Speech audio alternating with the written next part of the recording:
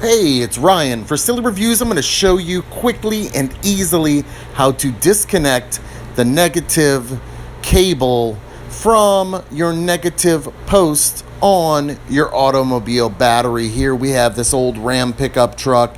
I'm going to go ahead and wash the engine, but first I would like to disconnect the ground from the battery so we're not juiced up and we don't have anything short out. Now, typically, all you're going to need is either a 10 millimeter wrench, which I'm using here, or an 8 millimeter wrench.